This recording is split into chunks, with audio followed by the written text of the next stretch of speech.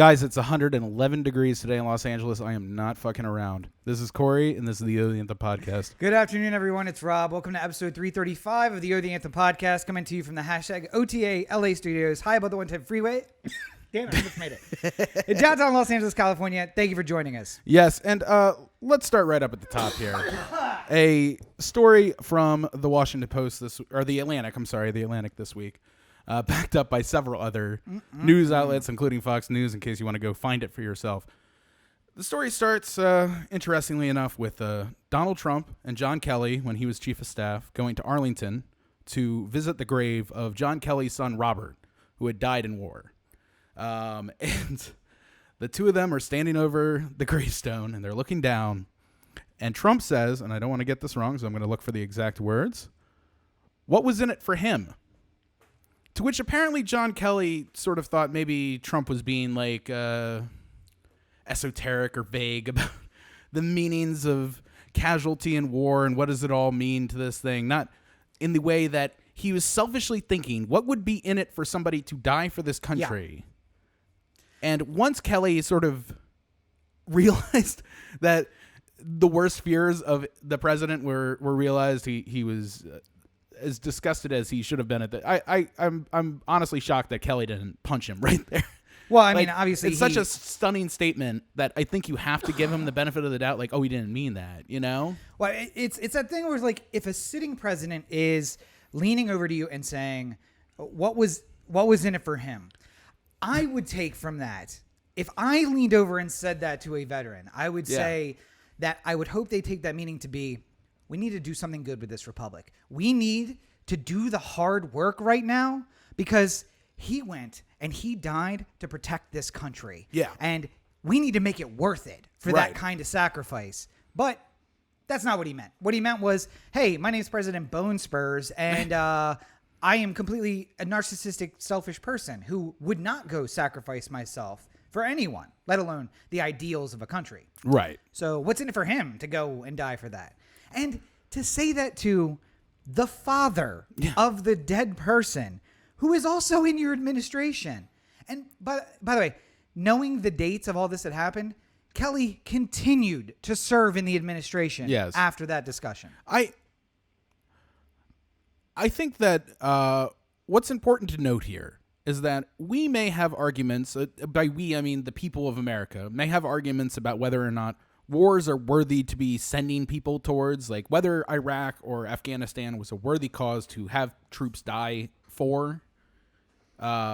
We have arguments as to whether or not the size of the military should be brought down, if there should be less troops effectively. Mm-hmm.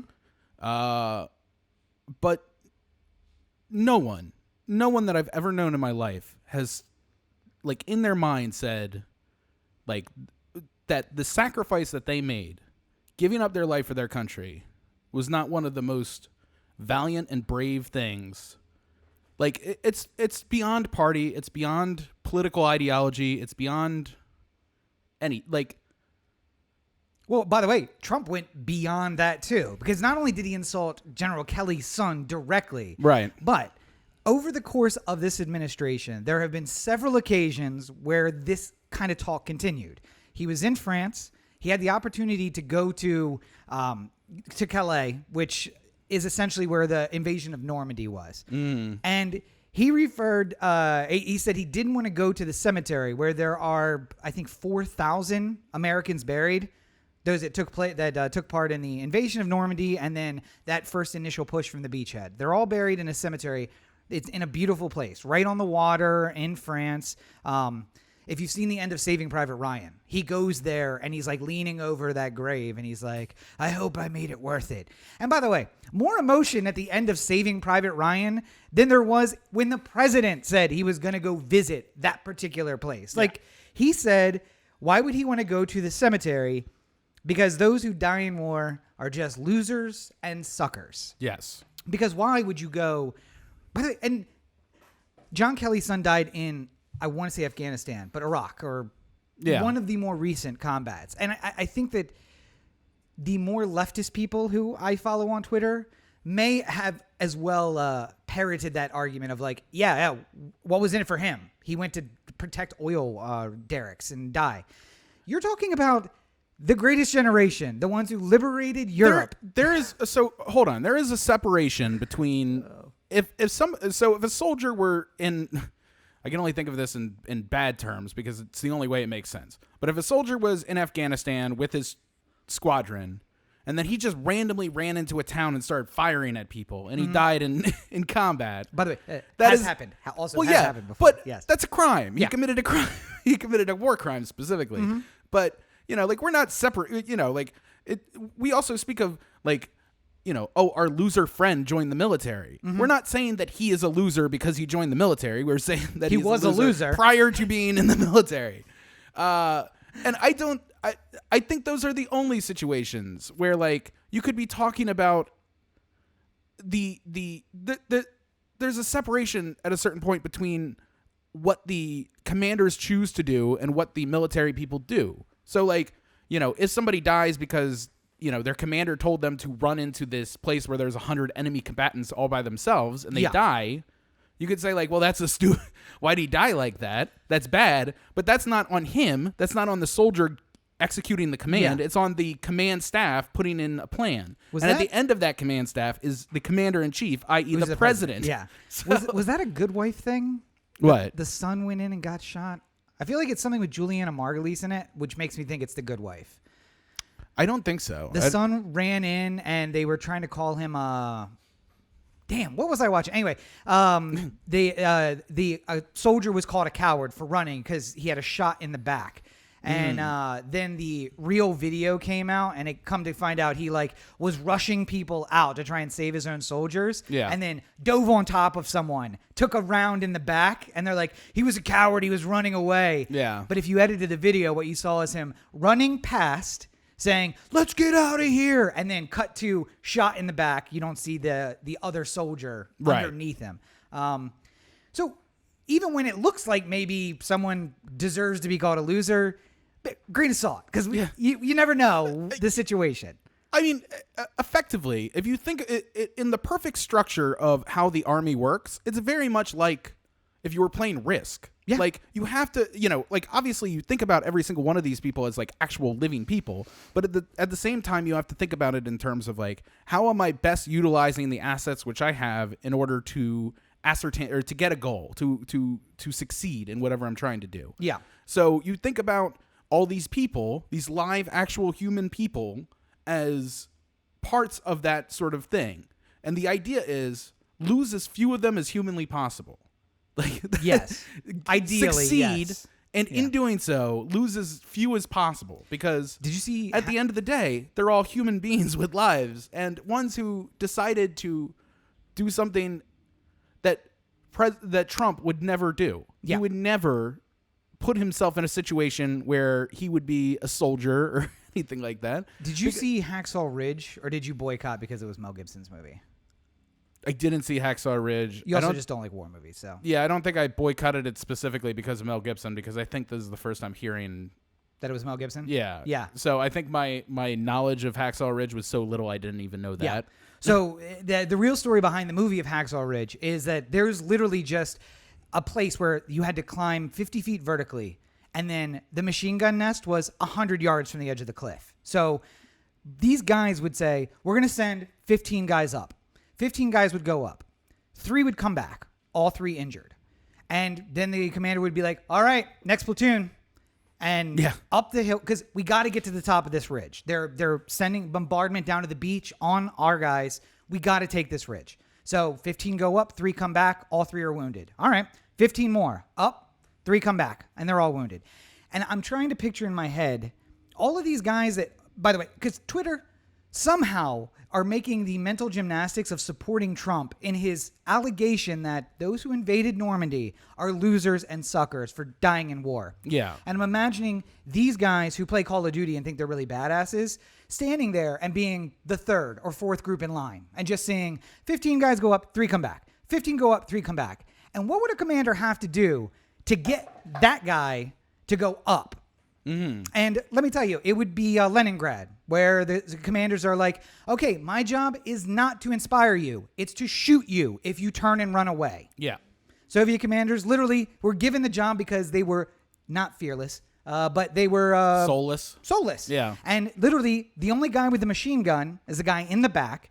And if you turned and ran, he shot you just so to set a lesson for everyone else. You keep going forward. And I'm like, all of these Call of Duty guys who are like, first of all, you're playing Call of Duty. Yeah. The whole thing is based on World War II, but the disconnect where like, I'm going to do the mental gymnastics of defending the president, saying that men who invaded Normandy and died are losers and suckers.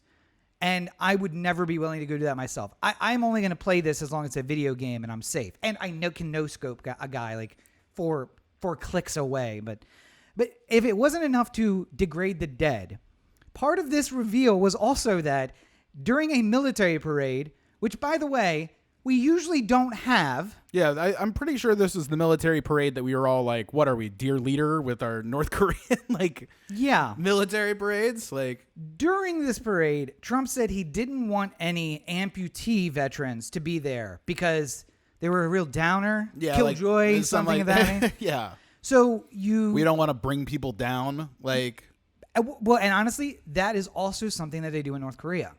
The people who you put in the parades are always the fittest. Yeah. I don't want people to see that they could get injured or killed if they go fight. It's always, look how fit our boys are, and they're going off to war. That's why they're always doing the high kicks, too. The high goose stepping and all in line, because look how awesome we are. But behind the war in Afghanistan and the war in Iraq are 70,000 injured people, from lost limbs to traumatic brain injuries where the guy looks absolutely fine. IED hit the Humvee, flipped it over, and his brain got shaken for 40 seconds, and he can't feed himself. But looks like a totally normal guy. And I mean the PTSD conversation, too, which is, like, I think that while we're talking about this, I think there's a lot of people who have this thing in their head where PTSD is only the people who've gone over the deep end, gone crazy per se. But PTSD is all the time, and you never, like... From time to time, I had a concussion once, and from time to time, I would get a migraine. Yeah. And it just, out of nowhere, I just wake up one morning, and I couldn't do light, I couldn't do noise, I couldn't do anything. I was in bed the whole day trying to avoid being awake as much as I possibly Just could. to be clear, though, Corey did not get his in the theater of battle, unless you want to consider the intramural field at Hofstra University, the field of battle, which is where he picked his up. It got flipped vertically by like a 7-foot tall dude. That was no joke. I got back body dropped on my head. Jesus Christ. But no, I mean, like, so it's PTSD is not necessarily the vision that we have of somebody who's gone round the bend. Shell shocked. Like the full on. Or like, like we'll periodically have these moments where he's like screaming out about like, like there's enemies in the trees or something like that. Yeah. That is the worst case scenario of what happens here. But so many of the people who come back, even if they look normal and well adjusted and can maintain a normal life, doesn't mean that they're not dealing with. It's like depression. You don't see it. You don't know when somebody is like they could be at their lowest level. Robin Williams. Yeah. Funny guy doing funny shows. They showed the video of Chester before he killed himself too, from Lincoln Park, where, like the day before he was with his kids laughing and having fun. He was at the point where he was so low he was ready to take his own life. Yep. PTSD does not need to be the, flashing red alert thing, which it isn't even treated that way right now. Like I had a friend. We can take a walk down to Francisco Street here in downtown Los Angeles and see the little tent city, and I'm sure we're going to find 20% of them to be veterans of some kind. Yeah, and maybe higher.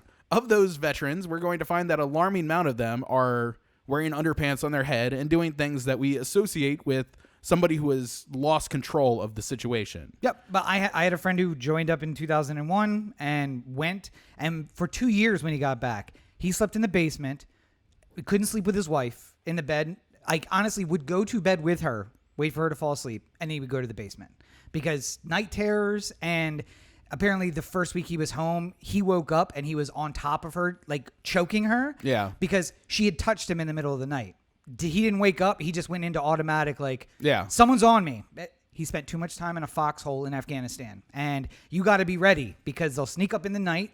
So for 2 years. And by the way, holding themselves out, like everything's fine. Yeah. We went to barbecues, we hung out, everything was cool, but he's at night worried, like locking himself in the basement so that he doesn't attack his wife in his sleep. Yeah.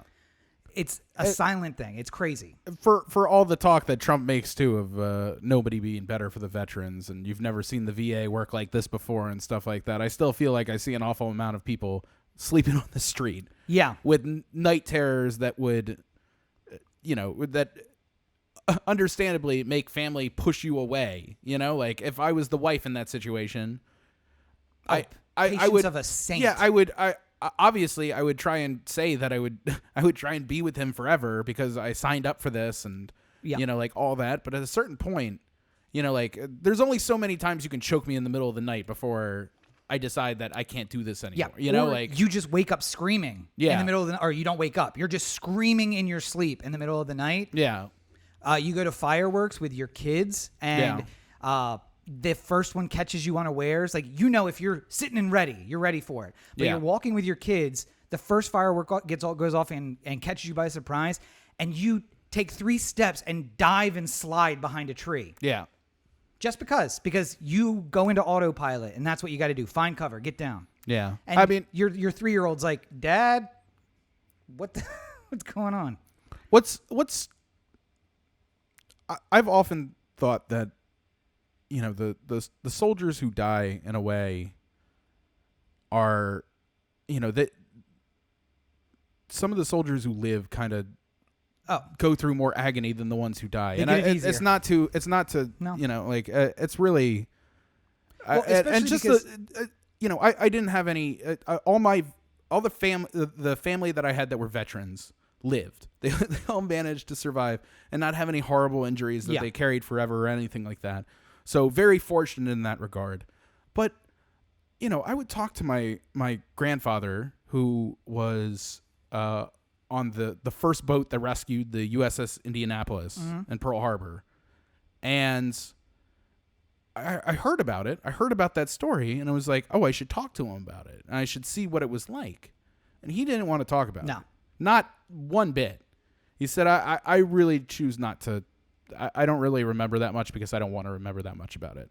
And I remember him being like, he wasn't like a joyful, like, like happy, gregarious guy, but you could tell that I hit a nerve with him. And he went from being like his default to being like, I'm in lockdown mode. I'm in protect myself mode right now.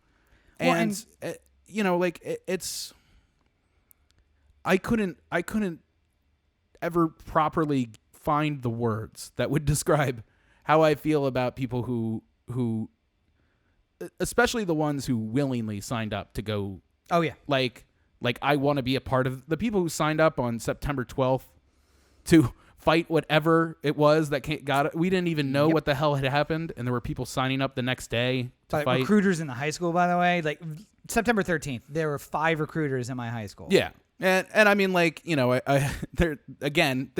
can have difficult conversations about how the military operates and whether or not they should do certain things or whether they should be responsible for certain things. Yeah. Recruiters in high schools, like when everyone's emotions are really high, it might seem in poor taste, but that's a discussion separate from the people who serve, the people who are part of this.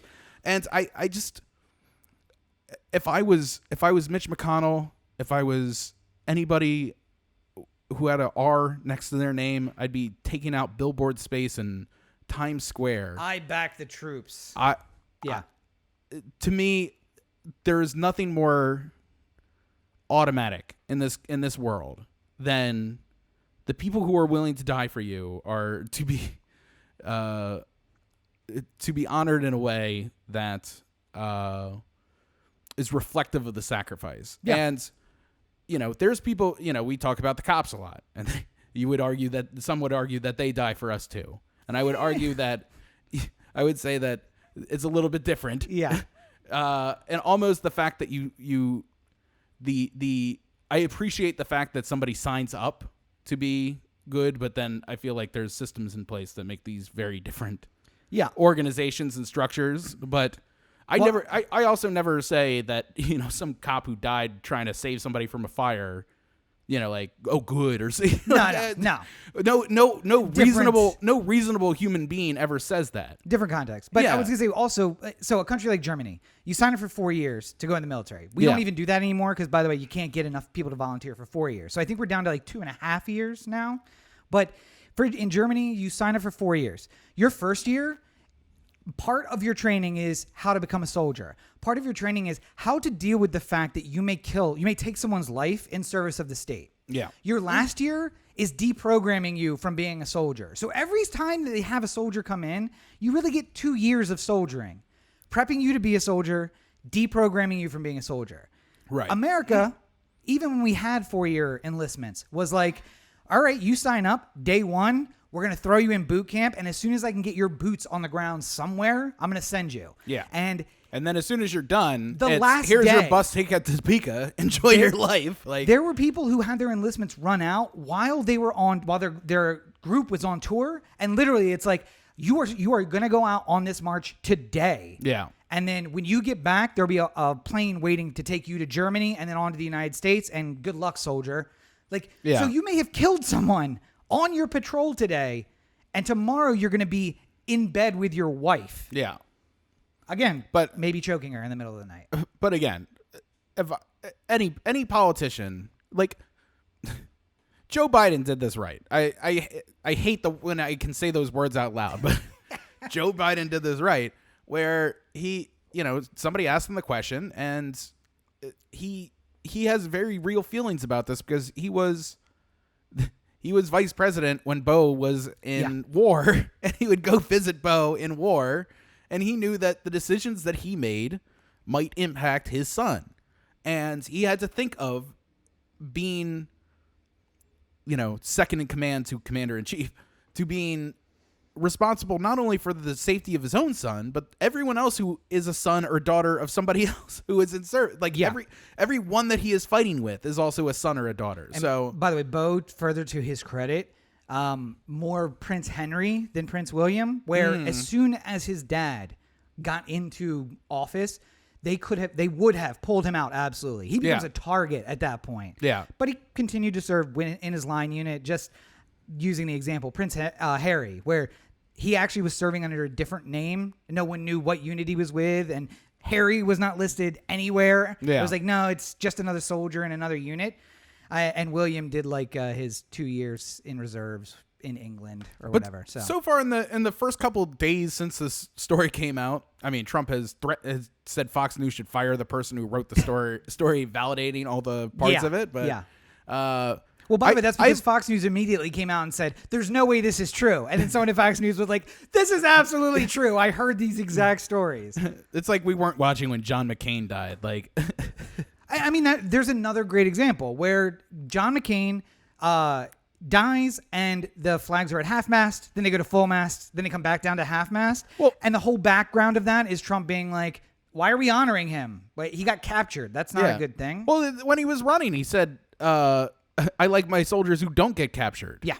And like there was an argument that people were making at the time, like, you don't understand. This is sort of how New Yorkers talk. Like, he's not saying that, like, he's not appreciative of the soldiers who get captured. He's just saying, like, if I could have it my way, none of my soldiers would be captured. Yeah, it's like you just don't understand him in his New York ways. But this is a completely different, like, he hated John McCain.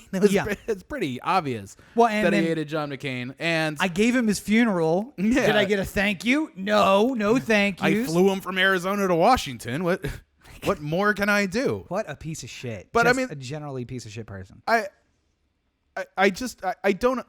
The fact that the only response has gotten heated enough or has gotten emotional enough that it was Joe Biden to break through is the real problem here. Yeah. Because if I am a voter in Kentucky or a voter in Maine or any of these swing states or like any of these states where, McConnell's pretty safe, but I would still want to know, do you feel the same way about that all the troops are losers and suckers? And if you do, then why? And if you don't, then why does Trump still get to be like, why haven't you sanctioned him? Why haven't you done anything to what was it? Not censure Why haven't you censured him? Like, you can do things here to exert some force on this situation. The best picture that I've seen come out of this was a dumpster outside of a neighborhood outside of Fort Bragg, and just chocked to the brim with Trump signs. Yeah.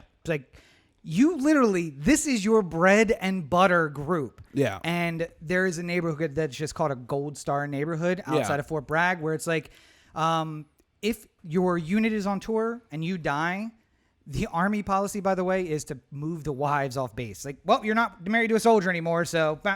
But there are places where they would actually just move you and be like, all right, so we also control this set of houses, and we're going to move you here until the unit comes back. And then you were already planning on moving somewhere else when he returns, so we assume that you can take care of that. But yeah, just the dumpster outside of the Gold Star neighborhood, just full of Trump signs, is the greatest image of all of this. Yeah. But if he wasn't a big enough piece of shit already, we also got the Michael Cohen's book announcement, where we found out that he uses a lot of racist lingo behind the scenes. Surprise, surprise to nobody. Maybe the bigger, if you want to call it a surprise, is Trump saying, I like how Putin runs Russia, and I really wish I could run this country that way. Mm-hmm. So essentially saying, I wish I was a tin pot dictator and could just rule with an iron fist, which leaves me very scared about what's going to happen after November. Well, I mean, tying one thing into the other, I mean, Putin doesn't send rich kids off to war. None of the oligarchs' sons are members of the military. Yep. There seems to be some sort of class system there that keeps certain people from having to serve, and it seems similar to something that happens here from time to time, where people who have access to doctors who will write doctor's notes saying that you have shin splints or bone spurs or flat feet or whatever it may be. Can just say no, he can't possibly serve. Yeah, so, and maybe get 3 deferments out of Vietnam and not have to actually go. Yeah, or maybe get someone to take your SATs for you. What's in it for him? And just one final note on Trump, and I can only hope, given my upbringing, that this is God saying, guys, let's wake the fuck up now. But there was a boat parade on a lake in Florida this week, at the Friday, I think, and some of the boats were swamped and others were just fully sunk during this boat parade. And there's a lovely image here right next to me of the rough waters. Apparently, when they set out, it was completely calm, and much like Moses and the Red Sea, the water just rose up and became very angry and capsized some boats. The sea was angry that day, like a Jewish man trying to send back soup at a deli. But by the way, I don't know. Have you also seen the conspiracy theories about this? You know what? Hold on, real quick. No, I didn't. But I'd also this didn't dawn on me to say until right this very moment. But what the fuck is up with the Trump? Like, he has boat parades, and therefore I'm supposed to be like, oh, I care deeply about the boat people's opinion. Yes. Yes. Number one, is boat ownership like a 1% thing? It's not a 1% thing. Not like a 1%, like a rich person thing, but I'm saying like 1% of American people own a boat. Does that sound high or low? That's low. It's probably something more like 11 to 15%. Really? One out of every 10 people owns a boat? In the place where I grew up, 1 out of 2 people owns a boat. My family didn't have a boat, and my dad wanted a boat. I guess I'm thinking about it in terms of like, there's a lot of parts in the country where, if you live in Kansas, there's not really a point in owning a boat unless you have a lake. But yes, they will. Let's hook the boat up, and we're going to go 25, 30 miles to go to a lake or a river. Like, people where I grew up, we didn't have a lake, but they would go out on the river and honestly just go to one town in the county. Yeah. Float down. I mean, like, I just think that, like, I guess in my mind, like, there's a lot of boat ownership in, the Eastern Shore, or if you live in, like, Cape May or somewhere where Miami, there's a lot of boat ownership and stuff like that. Or if you live on the Gulf, like, those all make sense to me. I just can't imagine that somebody who lives in, like, Pahrump, Nevada is just like, oh, man, can't wait to get that boat so I can drive 80 miles to the nearest place where I can use it. Like, I think you would be very surprised. All right, maybe because it's like a condo. They will go to like a little meeting and they'll be like, listen, for the price of 2 cups of coffee. Oh, like a day. timeshare condo? Yeah. Yeah, except for it's not that you share the boat, but it's Yeah. like for the cost of 2 cups of coffee a day, you could be a boat owner. And like, do you know you can have your rifle on the boat? And then you start doing I could be a boat owner. Yeah. Like, yeah. And because in the minds of people, they say, "Oh, it's a 1% thing to own a boat, and I could own a boat." Yeah, I didn't mean it 1% like 1%. A small percent of the population. Yeah, just meaning how many people own boats. It's a lot more people than you would suspect, but it's a lot also fewer like- people now because some of them sunk over the weekend. But I mean, like, it's also something that I don't think makes me change my opinion at all. And maybe that's just it wasn't for me. Yeah. But I mean, like, I guess if like, the people who root for the Kansas City Royals all got together, the season ticket holders got together, and they voted and they said like, we're all going to support Trump in the election. Yeah. And it's like the Royals fans are supporting Trump. I'd just be like, okay, like, Not for you. yeah, why? Yeah. Why is this matter? Even if it was the Orioles fans, I doubt it would be, but like, even if it was the Orioles fans going like, hey, all got together and decided we're voting for Trump, I'd just be like, Okay. all right, well, that's not cool, but I guess I'll watch the game. Yeah. But speaking of not cool, some weirdly not cool news out of also Florida, where the boat incident happened. Surprise, surprise. Do you want to tell people about that? Oh my God. Where to start? All right. So, And just so people are clear, we do not live in a dystopian future as much as it's about to make it seem right now. And this whole conversation really has made it seem. There's a county in Florida called Pasco County. And inside of Pasco County, there is a sheriff. And he has decided that he is going to switch up how his police force operates. And that a large part of their operation is going to go to preemptive crime fighting. Now, where I come from, Baltimore, preemptive crime fighting means you get plainclothes officers who jump out of a car and arrest anyone who's standing on a corner. After running the car directly at the people screeching at the brakes right up until you hit them. And then as soon as people start running, that gives you the license to go chase them. And then maybe you'll get a knife, maybe you'll get a little pot, maybe you'll get this, maybe you'll get that. $10,000 in your pocket. Maybe you'll find some guy who has a warrant and you just got him. Congratulations, you picked him up outside of the cut rate. But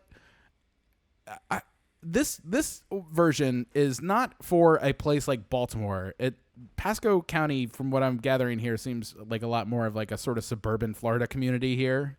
Yeah. And there seems to be some troubled kids, but I wouldn't argue that they're criminal masterminds or anything like that. No. Basically, what he has decided is he's going to take the top 5% of people who are most likely to commit crimes and just put a lot of pressure on them, including twice a month having the cops just come into your place, just break down the door, come in, try and catch you doing something. Yeah. Bringing you in for some charge, on a half dozen of occasions. But just imagine every 2 weeks you get paid and then the cops come busting in the door. Like, you can't. It's the most unbelievable. And the one of the kids, the 15-year-old, like, he did something that was wrong. I think he like stole a car or something like that. Yeah, was what was in the story. Like, yeah, not great that a 15-year-old stole a car.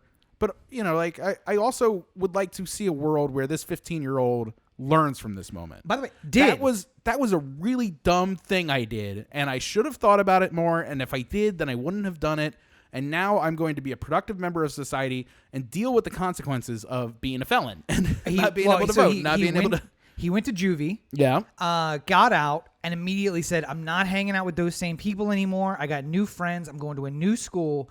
But there is no way to input that data into this minority report system. Yeah. It's all just what's the data say? And he ranked high. Well, and the problem is that part of how this fucked up algorithm that they've created, thinking they're goddamn Google in the garage. I know. Is like, like every single time the cops are called on somebody, that moves them up the point scale. Like everyone in town has a point listing next to them. Yeah. And the top 5% are the ones who really get fucked with. The two daily times, touch. Yeah. Some were getting daily touches. Or like you're just driving around and then you just see cops on the corner like looking at you go past. And it's just like, how do you live your life and not like, and if you could argue, if the problem is there's not a single person in this world who is on the scale that deserves this kind of pressure. Mostly because I can't imagine any of this is legal.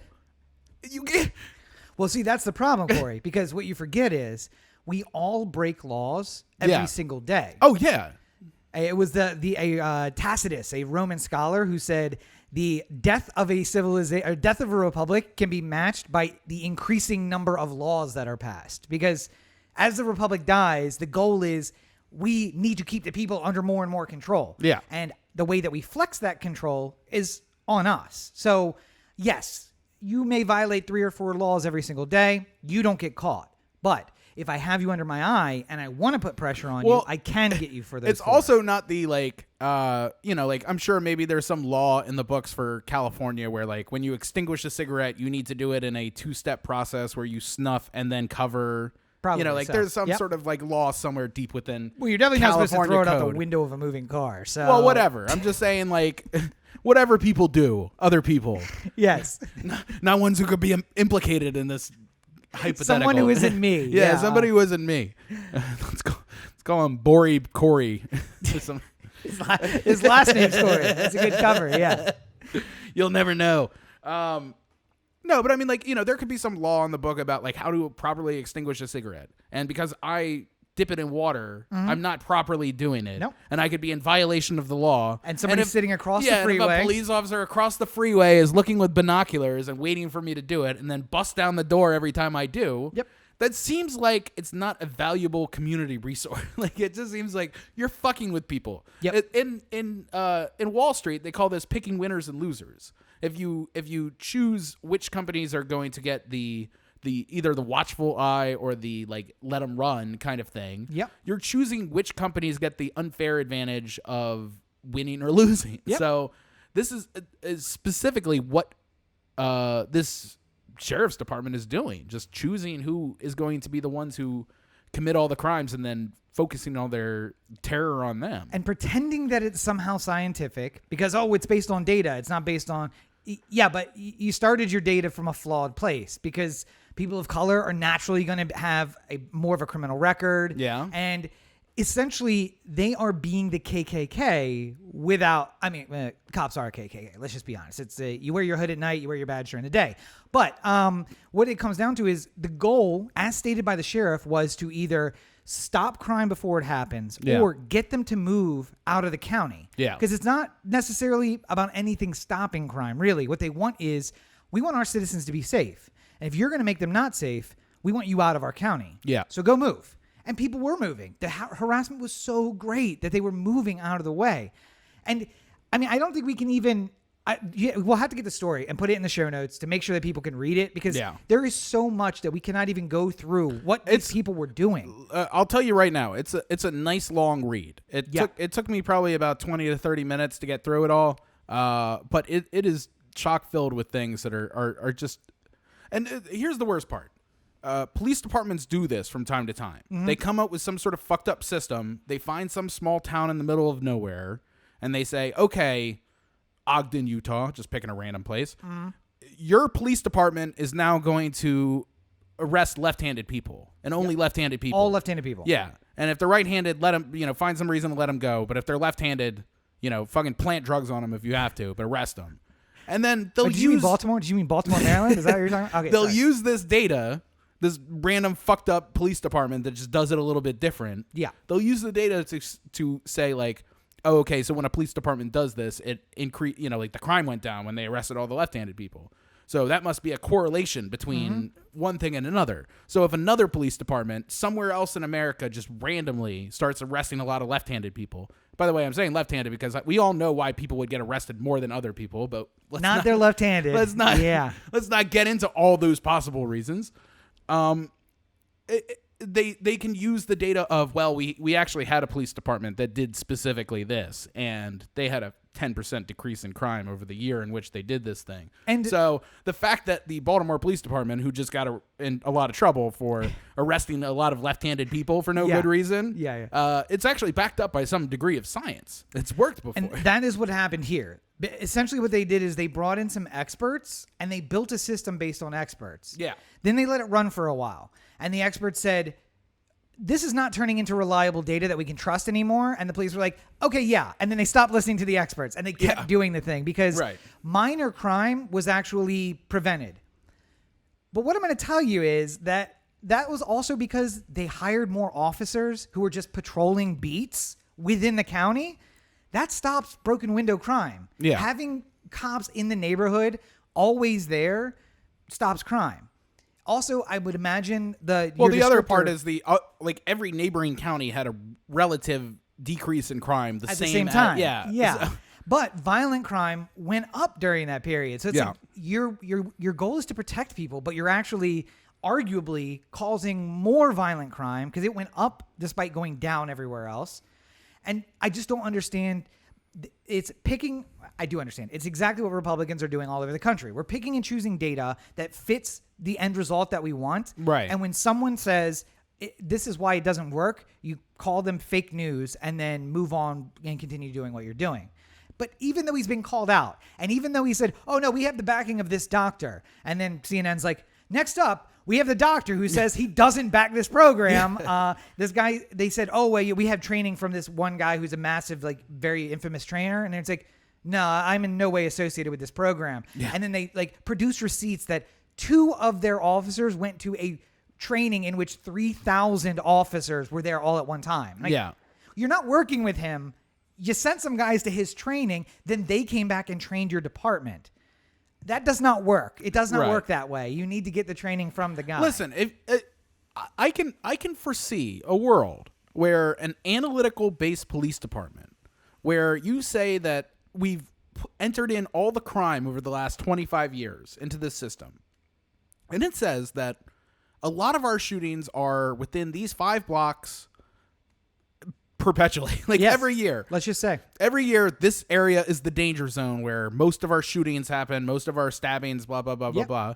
Well, then it would make sense for you to say, let's put more police officers in that area and try and calm it down. How about this? Put a cop on all of those corners. Yeah. None of that's going to, less of that is going to happen. But I mean, like you can, there's ways that analytics can be used hypothetically for good in policing. But the problem is that the people who will be deciding how those analytics are used are the police, and they can't be trusted in this regard. So, if a town, if Pasco County board voted on this new analytical approach to policing, and they installed people who would be monitors of this situation, then if there's mistakes that are made and some 15-year-old gets razzed every 2 weeks, then perhaps you could say, okay, there's clearly a flaw in this system. Yeah. We need to examine it. There's going to be, you got to break some eggs to make an omelet, they say, but this is clearly just targeting and harassing people. Well, we talked about on the ride over here. I don't object to City Watch style camera systems. I don't object. In fact, I am encouraged by body camera usage, but those things cannot be controlled by the same police who are then going to control the output of the data. You cannot do that. Shall we take a little walk down to the Baltimore corner then, if we're gonna? I think we should, where you get the straight dope. Indeed. But I mean, speaking of the City Watch, that's not really the story, but I would just say, we've talked a lot of trash about City Watch cameras and the body cameras and all that, but it always comes back to the same thing that got, and I go back to the, what was that podcast? Man, Undisclosed, where they're just like, it's not that they don't do well, they don't do good. The cameras are good, but the police control all of the information, so they only release what they want. Have City Watch be a private NGO. Yes, they're paid for. It's paid for by the government, but it's separate. They don't report to the police. And as you pointed out, if you get into an accident at North and Charles Street, you as a citizen should be able to be like, hey, can I get the City Watch camera at this time of day? Yeah. And 5 minutes on either side from this intersection. Sure. But And right if now you- you can't because Baltimore Police control it. And I'm sure that would come with a monetary donation to the cause, and Sure. much like getting court records would. But like I could imagine a lot of use out of a system like that. And why are body cameras not public information that I can't just subpoena and get? So let's talk about Yes. what led us here. Yes. The Baltimore Police is trying to encrypt their scanners for online reproduction in any kind of way. Or over the radio. Some people yeah. are switching to just listening in and recording Yeah. it. So this is not unusual. There's a lot of police scanners that are encrypted. But right here in Santa Monica, not here, but in LA, in Santa Monica, their radios are encrypted. And the reason I know that is because I watched a show about some guy who takes pictures of accidents, and he's just like, I don't even go to Santa Monica because I can't hear the police radio. Yep. It's just like, if I happen to be there and I see it, then great. But I'm not going to like rush across town because I don't know anything. But it's not an uncommon practice, but I would say that this is the type of thing that shouldn't be given out anymore. Period. It's the Full kind of stop. thing where, like, and it should also specifically not be given to the baddest of boys, like If you've the been Baltimore doing Police it, Department. Fine. Yeah. I'm with it. I don't like it. It should be public, but okay. You've always done it. When you're looking to make it encrypted now because people are calling you on the bullshit you put out over the Yeah. public airways, that is problematic. Right. I have a problem with that. Well,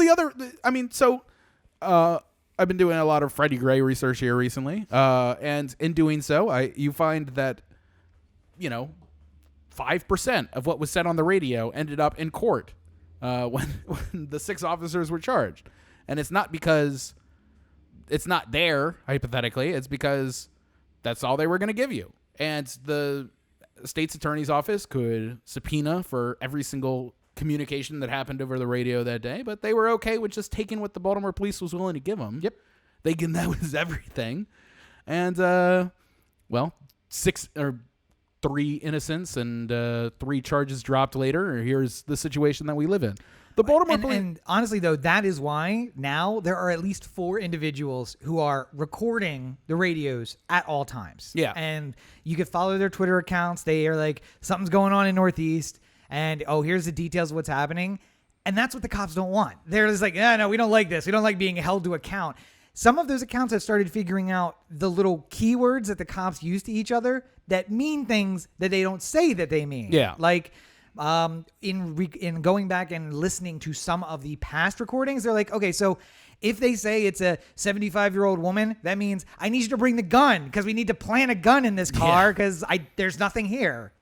I made the analogy on the ride that this is like if you got in a relationship with somebody and they cheated on you, and like maybe they cheat on you a couple times, and you just you just taking them can't back. you can't say no to them. You like for whatever reason you love them. Speaking of PTSD, But- that's my PTSD. But you maybe they you agree to let them back, but then you have to come up with some guidelines here. Like, listen, I'll take it back, but I need to have access to your phone every once in a while. Yeah. Like I'll do it in front of you. You can I'm not going to transfer money or nothing, but like I have to be able to see who you're texting and stuff like that. There's no taking calls in the other room. Yeah. Like, I'll be quiet while you're on the phone. I get it. Some of that's work. It should be work, right? Right. Well, and I mean, no like walking to the other if room. it seems like you're actually talking about work, I might just leave the room and Sure. let you do that. But I'll give you the room. You don't go to the other Yeah. room. That's how this works. right. And, you make all these rules, and then in the end, the relationship fails anywhere because, like, all the rules sort of kill. Wait, are you telling me that making a joint Facebook account isn't a healthy way to have a relationship? No. By the way, I love how, like, in that moment, Corey kind of looked over his shoulder to make sure, even though his girlfriend's not here, to be like, oh, yeah, no, that's not a good thing to do. All right, I don't want to get caught. I don't want to get caught saying anything like that. I know. Fucking Rachel and her friends have, like, their location shared with each other, and I just go, like, I keep saying, you want to see what would happen if Rachel asked me to do that? Come back with a fucking warrant! Well, and if that wasn't the worst news, But, yeah. go ahead. I'm Yeah. sorry. The police are not allowed... if they were very good boys and they did everything right and they never fucked up and they certainly didn't just cost the city millions of dollars in the settlements that they had to make on the gun trace task force because court rulings are about to come back and they're about to lose. Yeah. Also, if they didn't fight the fact that they don't have to cover said lawsuits because when they're acting as thieves wearing their badges, that doesn't make them cops. I don't know. Why would you think he's a cop just because he's wearing a uniform? Just because he's clocked in at the time? That makes He decided to rob and plant a gun on somebody on his own time while he was on time. And getting paid for it, yes. But the overtime. They are not allowed to, if a very good police department that promises to be good and has some sort of oversight in this, it's encrypted, but also a live feed goes to somebody who just makes notes all day. Hey, how about it just goes to the city and they record it and it's always available there. So if you try to say, oh, it's not available, they'd be like, actually, no, it is. We got it. So. And I mean, a big part of the reason why we're saying that the Baltimore Police Department is not filled with good boys and girls deserving of this kind of privilege. The story that I just read about here, God, what was his name? I had it pulled up a second ago and I dropped it. Wait, you're talking about Sean Suiter, right? The cop who was killed, or no, somebody else killed by the police. Oh, okay, all right. Oh, so allegedly killed by the police. Sorry. This gentleman that you see to my right here, Corey's going to pull up his name. But essentially, what happened was he was pulled over. He recorded the stop on his phone. They ordered him out of the car and he complied. They found a decriminalized amount of marijuana in the car, and then they were going to let him go. But when the cop came back with his license and registration and realized he was recording again, because when he got back in his car, he realized the cop had turned off the video recording. Then they arrested him. Sherman Reed Jr., by the way. Sherman Reed Jr. Yes. They took him to lockup. Then at one point they pulled him out of the cell, took him to the bathroom or to a side room, and then returned him to the cell. And immediately when he walked in, he said, that wasn't here when I left, because there was a small baggie of white powder in the cell. In the same place where he was sitting prior to going to the bathroom. Yeah, so of course they ram him up against the cell walls, and somebody comes in with the gloves and takes it. Well, first he asked, is there any black officers in this department that I could speak to? And nobody came. And then the white cops came back and they're like, what's this? Yeah.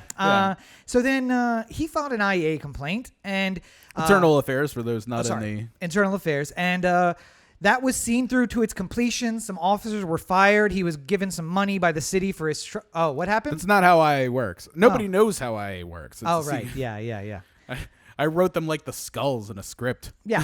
But the what actually happened though was that right before he was supposed to go days away from having his meeting with IA, he's killed in his own home. Yep. And by himself, no witnesses. Yeah. And shot in the head, gangland style. Yeah. And apparently the Baltimore Police Department is not answering any calls in regards to the family asking about this. Yeah. Homicide is not doing anything about it. No one's investigated at all. No one's asked. It was a big enough crime, though, that the mayor at the time, Jack Young, commented on it. City council president, now mayor-elect, essentially a mayor-elect, Brandon Scott, commented on it. It was a notable murder in a city that gets quite a lot of murder. So it's weird when one becomes enough that the mayor comments on it. And I mentioned Sean Suiter there. You'll remember that happened on the street and in an alley, in an alley, but out in public. And the Baltimore police allegedly.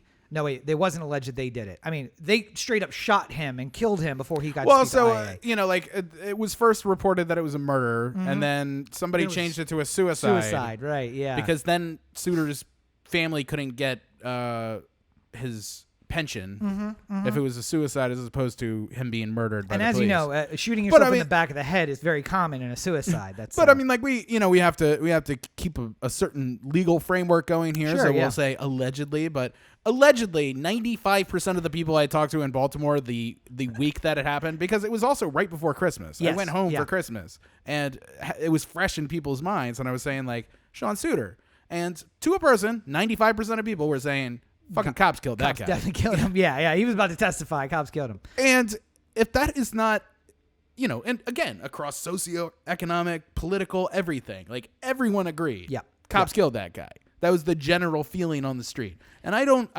think that you would probably get a similar amount of people saying the same thing if this wasn't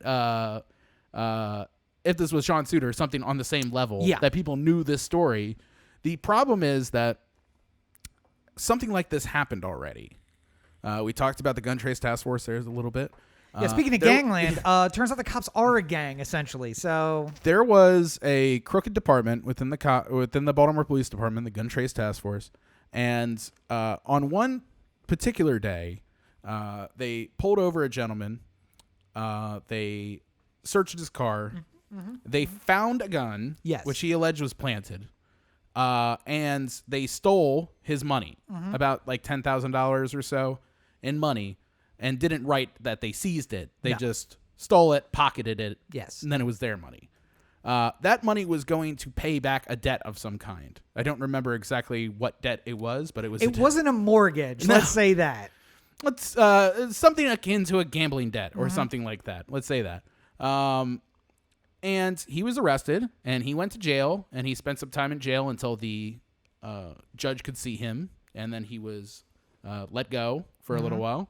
And while he was home, he was murdered in his front yard in front of his wife and kid for not paying back that debt. Yeah, not by the cops. Let's be clear. They didn't not by the shoot cops, him. but murder's still unsolved. So let's not rule out possible suspects.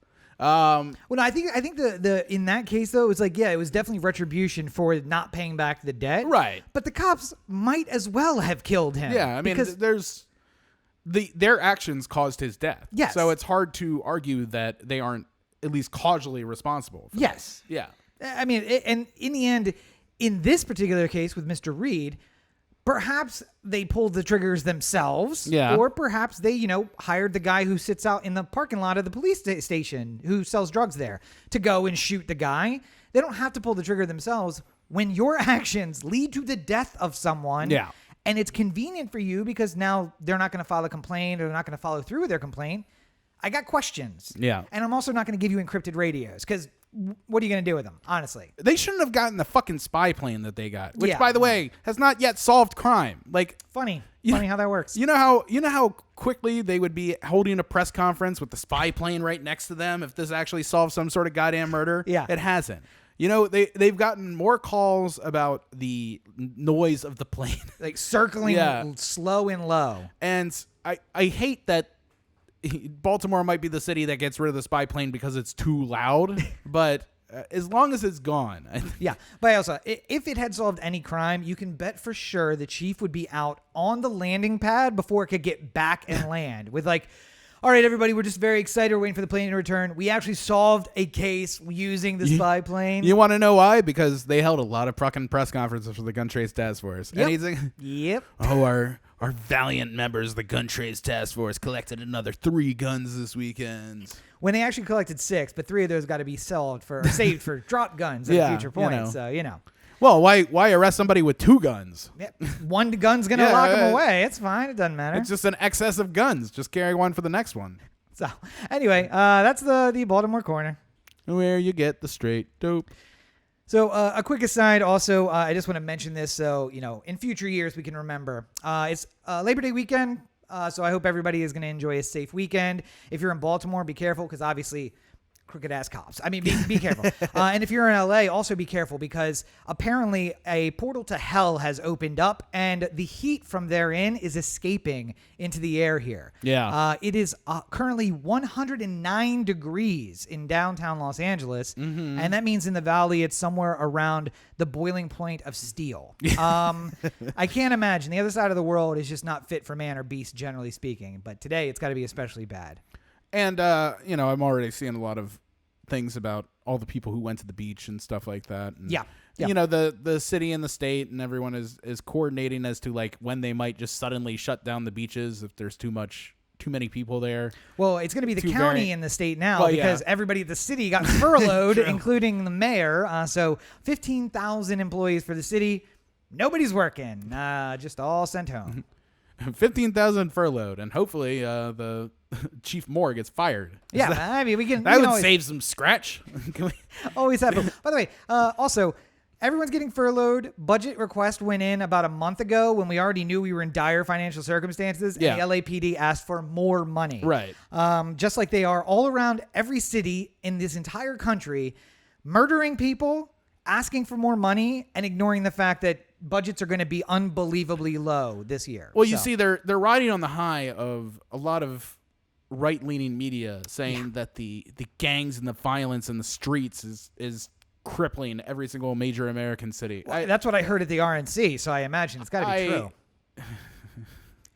Well, at some point, we'll descend more into that topic. Yes. But by the way, never been safer to be a cop. There are officially 9 jobs in the United States that are more dangerous than being a cop. Usually it's only 5 or 6. Usually just like people who work in like oil derricks and coal mines. Yeah. I mean, trashmen are always up there above police officers. they're more exposed. They're out in the element, like they're hanging off the truck. Hanging off the truck, sure, yeah. I mean, it's, they're in the street for an hour a day. Cops are there, for all day. But that, anyway. But they're inside the car. You don't have to worry about hitting one of those dangerous potholes and going flying off into another dimension. It's never been safer to be a cop, so don't believe the hype when they're like, we're at war out on these streets. No, you are not. Anyway, so that, if you are, it's a war you started, by the way.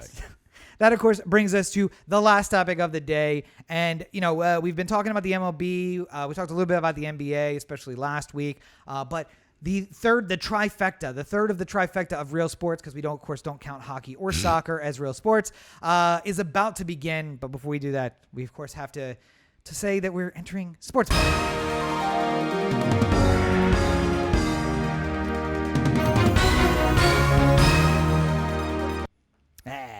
Hooray! Yes. Football is back. For how long? Nobody knows.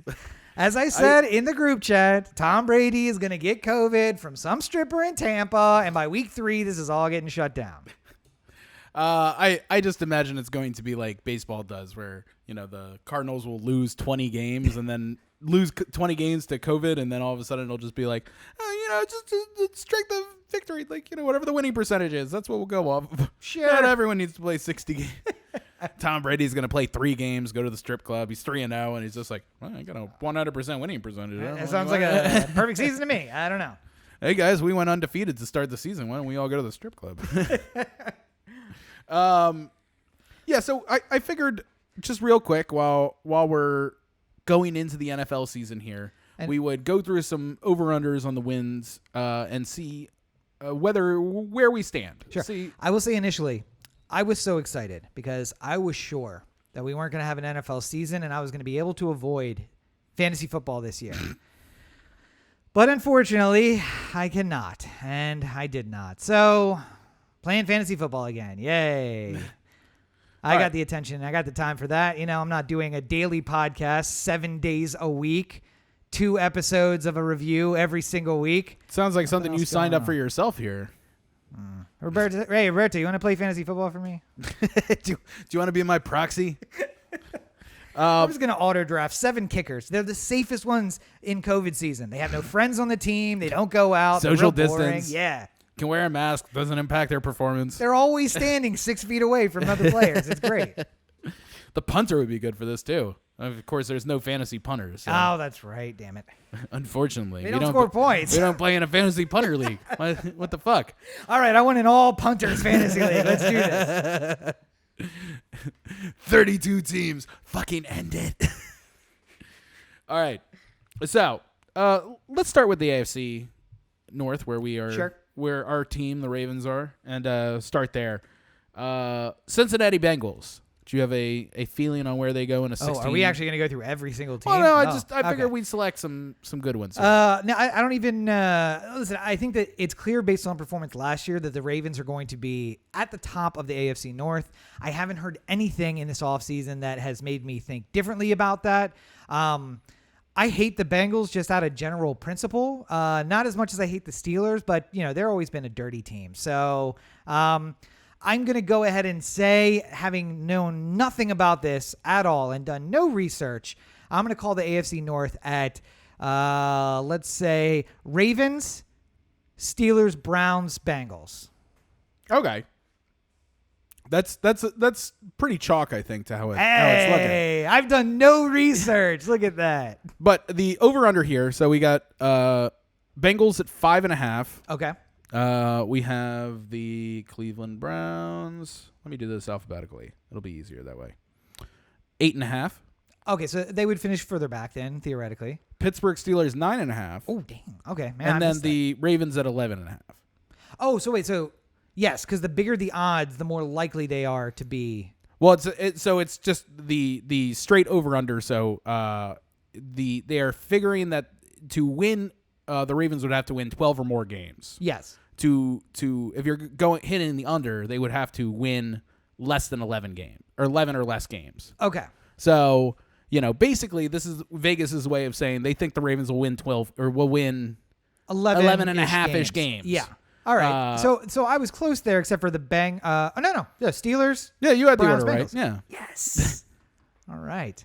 Is there any of those that you think might go for money wise? I think the Ravens over is actually not a bad bet. But I don't know if it's worthwhile because again, we don't know what's going to happen, and there may be a 6-6 team heading in because COVID just goes wild through the whole league, and somebody ends up losing a lot of games. We might have a lot of teams that are 3 and. I mean, it's an uncertain gambling landscape for sure, but for the season especially. Well, what makes me think that it's a good idea is that to go on the over is because the Ravens are coming back with everyone they had before. Mm-hmm. So training camp and practices and preseason, missing these things doesn't really impact this team as much because it's just about getting back up to full speed. Yeah, until you lose your quarterback in week 2, and then you lose a running back in week 3, and a wide receiver in week 4, and if we do that though, then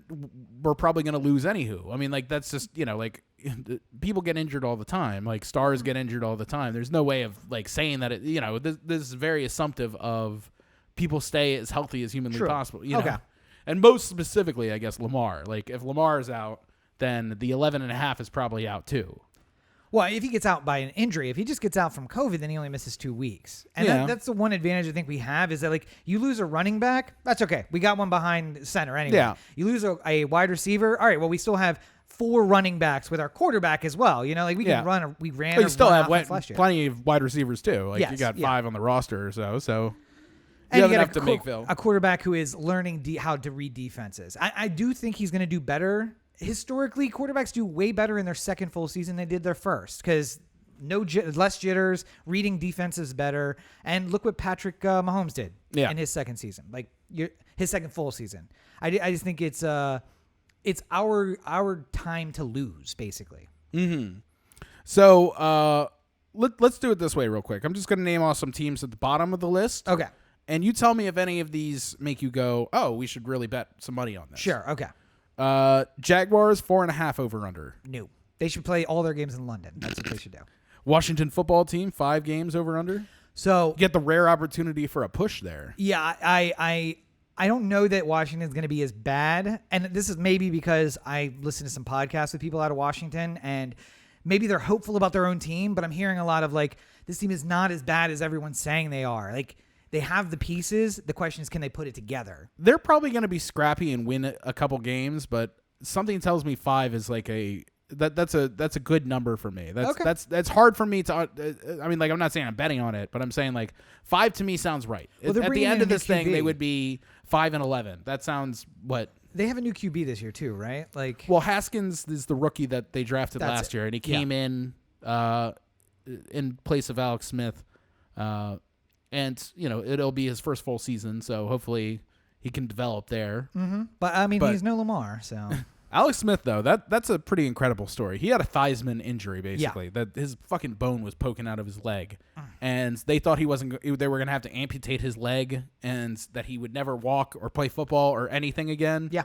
And he's training. He's at training camp right now. He's working. He probably won't be ready to play right away, but he is hypothetically there getting available. Ready. Yeah. Yep. And he's on his feet to help because he's still with Washington, right? He's there to help a rookie quarterback, and he has a lot of experience. So. And Ron Rivera if I were to make an argument for a surprise team and Washington being that team, then I would imagine Ron Rivera would be carrying a lot of that storyline. Yeah. Cincinnati, we talked about. Carolina, any interest over under 6? I mean, I think the most flamboyant part of their offense is now in New England. So I don't know that. Who did they bring in to replace Cam? Teddy Bridgewater. Yeah, nope, that's probably real accurate. Yeah. Trying to see if there's anything. So, I mean, local thing. Rams 8.5. I mean, Or again, Chargers at 8. Or do either of those entice you? the Chargers, I think that's an overshot. I think them winning 8 games is. Who knows? Yeah, I would imagine. I would put the under on the Chargers. Yeah, too. I just yeah. can't. But the Rams, I think, it's kind of like Washington. To be fair, they're the only team that knows what it's like to play in front of no fans. So that's also true. I mean, maybe that's an advantage. But the Rams, I don't know. Training for this.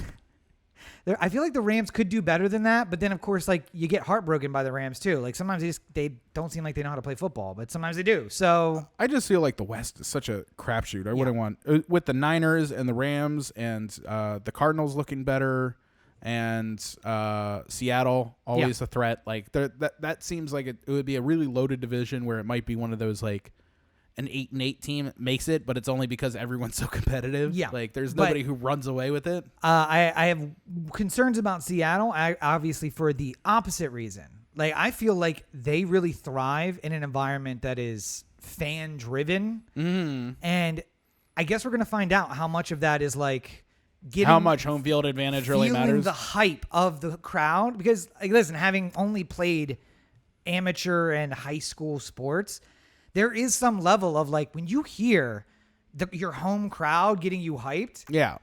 But you're also 15. So, I mean, like, how much is that worthwhile? Well, versus... I mean, I think we can make a reasonable argument that in the NBA, with the playoffs there, that it's making a pretty big difference. Because, I mean, Miami, while a good team, is up 3-0 on Milwaukee right now. And Milwaukee is the clear favorite going in.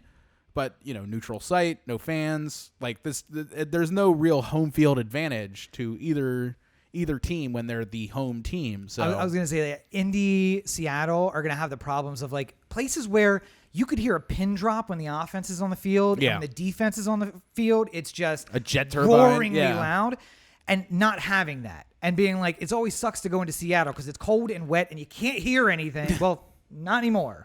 I do think that there is going to be a part of this that, I mean, like, one of the great things about playing at home, though, is you sleep in your own bed. That's also you true, get comfortable. You have your own locker room. Like, and they don't have that in the traveling NBA. to, So without a bubble system, it might be a little bit different. I think at the end of the MLB season and the football season, if it sort of goes no fans throughout, then we would have some base data to be able to look at for the future. Well, I was going to say, I especially maybe... It might change Vegas's thought on the 3 points to the home team. Yeah. Like, because usually if it's an even matchup and it would be a pick 'em in a neutral site, it's +3 to or -3 to the home team. Yeah.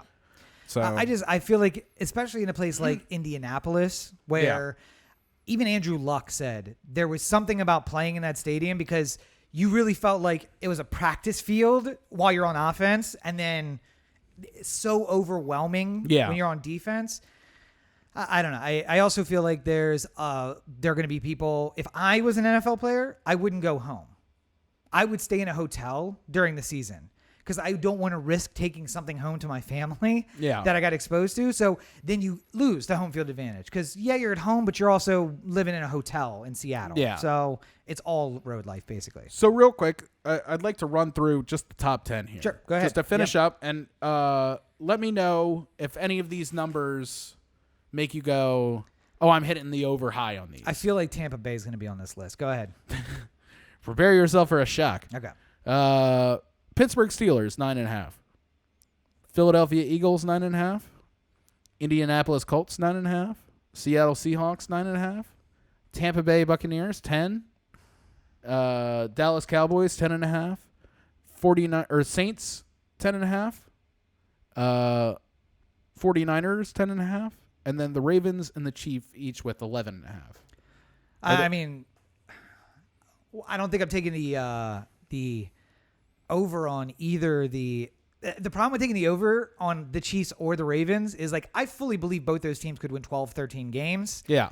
But there's so much uncertainty with going into the season. I think it's rough. I think if you're a gambler, and we're talking about this obviously because sports gambling is much more legal now than it was the last time we did this. Did a season preview. I just feel like, to me, if I have money that I'm going to Vegas to bet over-unders with, I am not touching anywhere in the middle because nobody in the middle here makes me think, other than the Cardinals at 7.5. I think that there is a potential that they could blow that out. No, I take the under on Tampa Bay. I don't think they're going to win 10. I mean, Houston at 7.5. I think that could be good. Las Vegas at 7.5. I think 8-8. That means you don't finish 8-8. Right. And it's rough. I don't know. I mean, I just think that like on a flyer, some of those would be good money values. But anywhere up top, like I just don't. It doesn't feel comfortable to me. I would say Colts under because Phillip Rivers is there now as a starter, and he's older, and he was already intercepted more than anybody other than Jameis last year. But so there's always the question: was it Phillip Rivers or was it the being in the Charger organization, being in San Diego / Los Angeles? Yeah, just like. I would think that that Tampa Bay is not going to win 10, but maybe it really is Tom Brady, and he's going to go to Tampa Bay and turn that team around. Tampa is loaded now. Obviously, they had Evans and Godwin at wide receiver. They get Gronk, from the trade. Yeah. So you have one of the best tight ends in the history of the NFL back. How good he is, but even behind him, you have Brate and I can't remember the other guy's name off the top of my head now. But two very capable starting tight ends are behind Gronk on that depth chart. Brady at quarterback, obviously. And then the Jags just released Leonard Fournette, so he is now signed with the Bucs. Yeah. So you have Leonard Fournette as well, a 4th overall pick just a couple years ago. The big question for the season is... And a good offensive line, a good defense, not anyone... Defending Jameis is nonsense for the last few years. They're probably really good. The question for this season, question number 1 is what is COVID going to do? Question number 2 is, was it the coach or was it the player? Yeah. Was Tom successful because he had Belichick in New England, or is he really that good? Was Cam successful? And will he be more or less successful with Belichick in New England than he was in Carolina? Was Jameis? He's playing somewhere too, right? We literally have a half win difference between New England and Tampa Bay. Yeah. So Vegas is roughly thinking that somewhere in the area of 9 wins is where both these teams are going to end up. If I told you could bet on one to beat the other, like who would have a better record at the end of the season, Tampa Bay or New England? Oh, just a straight up one versus the other. I have to go. I'm gonna have to go with New England because I think Belichick makes the changes during the season to make that happen, no matter what it takes. I think Tampa's going to be very good. I think they're going to be competitive in the South there, but I can't even imagine betting against Belichick. Yeah, absolutely not. I wouldn't bet against him to not win the Super Bowl this year. Well, and as much as people love Tom Brady, and well deserved, he has many championships and accolades and stuff like that. I still feel like best case scenario, Cam Newton is a better quarterback than Tom Brady is at this point. Younger. We're talking about 10 years age difference or something like that at the very front. And even though Cam is in injuries, I still feel like there's enough. He's an MVP. He was good enough to be NFL MVP. So that means something. Well, I think the other problem too is you can have the best line in the NFL. You can have all of the weapons out there on the wings ready to go. But Tom Brady is 44 now. 42, I thought. 42. And he's a 42-year-old man, and you cannot protect him 100% of the time. And you get a flyer, a safety blitz that just catches the back of his leg, while he's running away. Does Tampa Bay win with all those weapons without Tom Brady? Yeah. Now, 43 on Tom Brady. 43. I fully believe that no matter what happens in New England, Belichick finds a way to win. He took a 6th-round draft pick. When his MVP quarterback went down, he somehow roused his 6th-round draft pick to become Tom Brady. Because at that point, he was nothing. He was a scrawny kid who got picked late in the draft. Cam is 31, by the way. Yeah, so an 8-year difference. Yeah. But enough, I think, though, that... 12-year difference. 12-year. Oh, that's right. More than... Yeah, 12-year. I think if Tom goes down in Tampa Bay, that's the end of Tampa Bay's chances. If Cam goes down in New England, Belichick finds a way to win around it. Because I just don't think the coaching in Tampa Bay, Jameis is not a bad quarterback. Well, it's Bruce Arians. So, yeah. I mean, Bruce has had a lot of success being able to find a way to win with less than desirable talent before. Cam Newton, who everyone makes fun of him for throwing 30 touchdowns and 30 interceptions in the same season last year. Yeah. Quite the feat. But people also forget that he, I think, led in passing yardage, too. He was out of this world throwing it down the field. And if you didn't have a great line either, by the way. Some of those interceptions were got to make something happen. I will argue, other than when he had Randy Moss just by himself. Yeah. He has never had a wide receiver anywhere close to Mike Evans or Godwin. Yeah. A core of... I mean, if you're talking about this fantasy-wise... Oh, yeah. Evans and Godwin are top 10 wide receivers in the league, and he's got 2 of them. You could argue that Moss... maybe at his peak, still in New England, perhaps, was better than either one of these 2 guys, but they got 2. They got 2 of them, which is an incredible feat. And Tom was throwing to moving men for the last couple of years. Like obviously there's good wide receivers there, but there's also, it seemed like every once in a while we'd watch a game where it's just like, hey, Tom Stevens is out there at wide receiver, and you're just like, who the fuck is this guy? He was moving boxes a week ago, but they needed somebody. He worked at Patriots video but again, staff, and then got moved up to wide receiver. Does Tom make them look like superstars, or does the Patriot way, that is essentially Belichick, make them superstars? I bet you that Tom or that the Patriots do better than the Bucks this year. I think that's the only way you can go. Don't ever bet against Belichick. I mean, unless it's the Ravens versus Patriots. And Brady's good. I think Brady will lead this team to a winning record. But if gun to my head, I have to make a choice between the 2. I still think New England's going to be better than Tampa this year. I go back to it's the second question. Bruce Arians now, you're right. He's had marginal success with not great players. Yeah. Now that's not a problem. You have everything that you need to win. If they don't win, I'm looking at Bruce Arians and saying, maybe it's you. Maybe Jameis wasn't that bad, and you just don't know how to coach him. Because you got Tom Brady, possibly the greatest quarterback in the history of football, and you can't find a way to win with him. And then if you go to New England, you're like, Cam hit 30-30 last year, but Belichick's putting him in the playoffs? Well, so, putting in a Ravens perspective here, there was a lot of people when it was Joe Flacco and Tyrod Taylor together saying that Tyrod should start. Yeah. There was a big, push for Tyrod. Stop listening to the fan, Corey. Why are you listening to one of us said it? But they're not wrong. The people who wanted Tyrod were not wrong. Yeah. Because Tyrod is a talented enough quarterback that he's started ever since. Yep. He's been a good, dependable starter. He is starting again with the Chargers right now. Oh, that's right. Yeah. Oh. I mean, he will lose that job to Justin Herbert eventually, whenever Herbert is ready to take it from him. But he's still a starting quarterback in the league right now. Yep. So how, what we were really arguing at that point, because both Flacco and Tyrod are of similar caliber that they can both start, was what made more sense for the situation we were in. And I think Joe, with the big arm and the fast wide receivers at the time, was the better play than Tyrod. Yeah, just stretch a field. Yeah. And if you have to threaten a 40-yard touchdown, then But I mean, Harbaugh completely changed everything once Lamar was the quarterback. Yeah. Once he was the starter, everything changed. And I have to imagine that maybe there would have been some sort of world where everything changed if it was Tyrod too.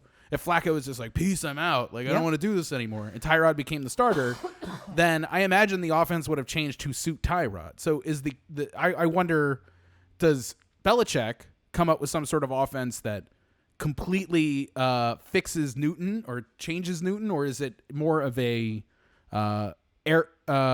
Bruce figures out how to work Tom Brady into the system? How do you get the best of what you got in New England in Tampa so Tom can duplicate it? Honestly, if I'm Bruce Arians, I'm like, hey, Tom, you want to design an offense for me? And just let him do it.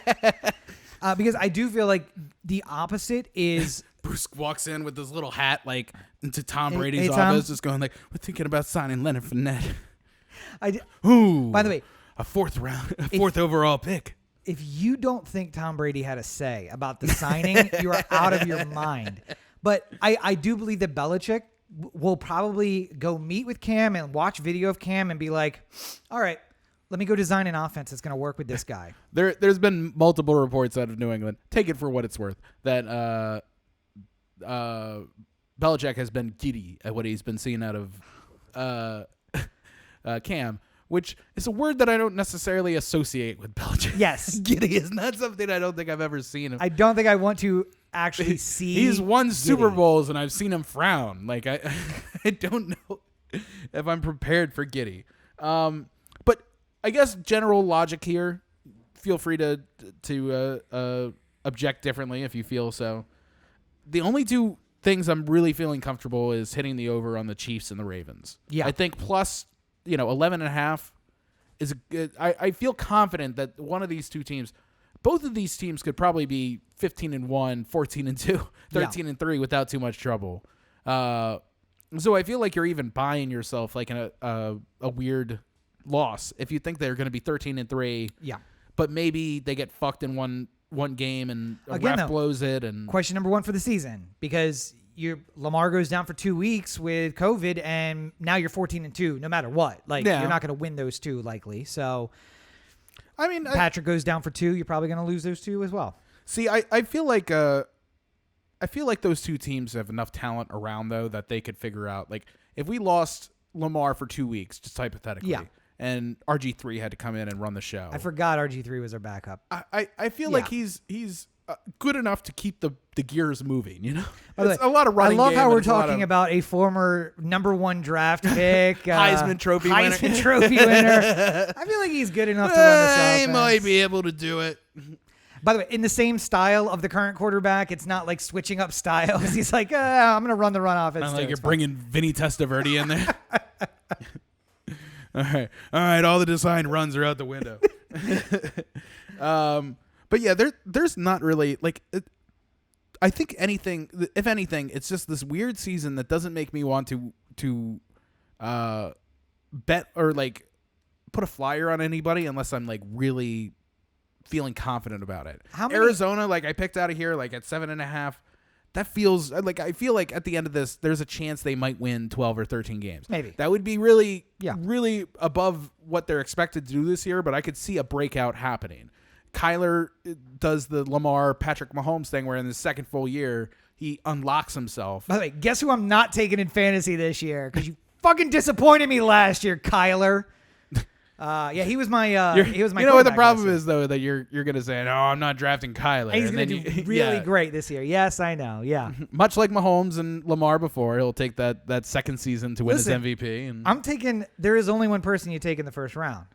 Hollywood has got to go in the first round. Don't steal Rachel's strategy. Somebody might take it. Oh god. But really, going through the list, I don't see a whole lot of like juicy lines here that are making me. Here's a question for you. We've talked about a lot of AFC teams. Yeah. It's almost as if the AFC Championship we've game, been talking about the Tampa Bay Bucks here a little bit. Who else is like the Cardinals? Yeah. Who else is competitive? I mean, the favorites are the 49ers, the Saints, the Cowboys, the Bucks, the Seahawks. The same names the that we Eagles. hear every single year. Yeah, I mean, like, but the problem is that I sort of feel like the NFC is just like there's a lot of really good teams, but not a truly exceptional team. Yeah. I think you could say that, if you're breaking off there, the Chiefs and the Ravens seem to be at the very top of the teams in the league. Yeah. At least prospectively. They play the game, we'll see what happens. But going in, it looks like those are the two far and away teams up top. I got a proposal for you based on that, though. And then, before you continue. Yeah. Proposal. Seattle comes to the AFC, Chiefs go to the NFC, and we'll let that run for a little while. So then at least maybe the Chiefs and Ravens, the two best teams, can play each other in the Super Bowl. And by the way, likely because we have two very young quarterbacks leading two very good young teams, that the next 15 years would just be Ravens Chiefs quarterbacks or Ravens Chiefs Super Bowls. But it's almost disappointing because I'm looking at this again being like, oh, well, so it's going to be Chiefs Ravens in AFC Championship and then winner of that versus somebody. It was always a kick in the pants for a while where you would have the Colts and the Patriots face off in the AFC Championship with the Brady Patriots. Manning matchup. Yeah. And then Brady would win and then go on to get defeated by the younger, worst Manning in the Super Bowl.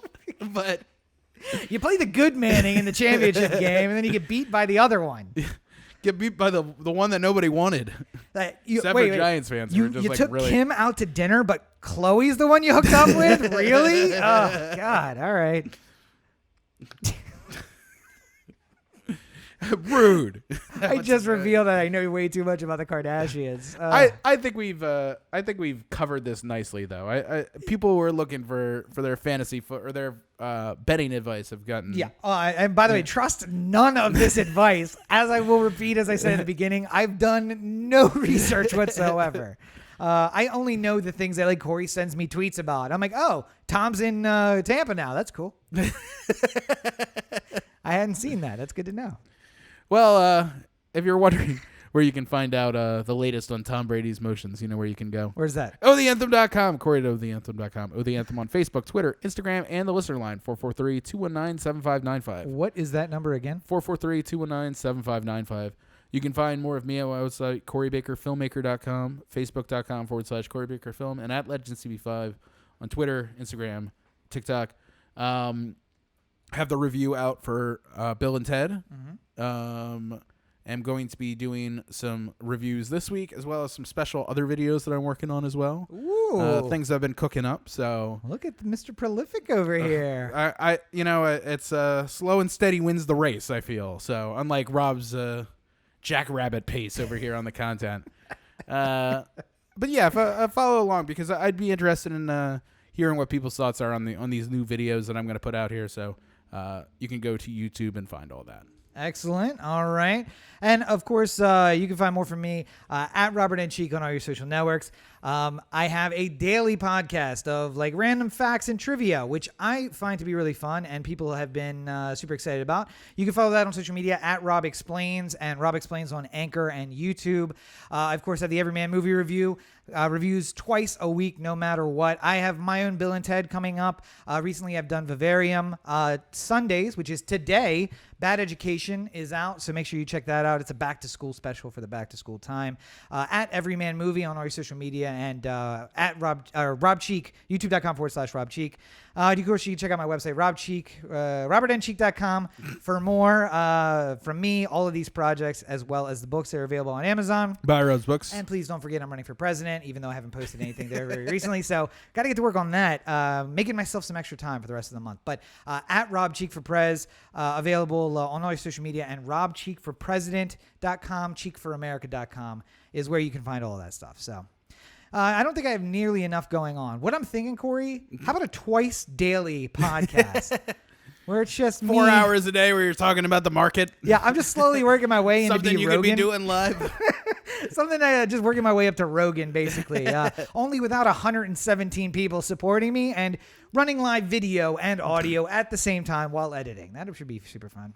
Well, I mean, as long as it ends with a big Spotify contract, I don't. How can it possibly go wrong? Here's my new thing, my new content. I wanted to do 7 days a week content. I hit that. The new goal, I'm putting a camera up in my apartment. It's running live all the time. You will be able to peek in whenever you want. It's going to be on my OnlyFans. Check it out. OnlyFans.com/Robert. Don't do it. It's not worth it. I've seen it in person. It's not worth it.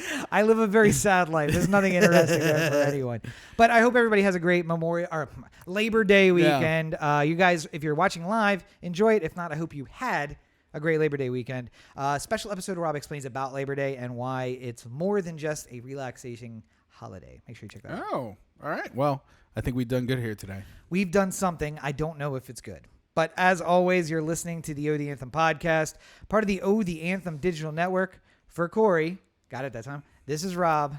Have a great week, everybody. All right, we're ending the podcast now because it's too hot. Woo! 109.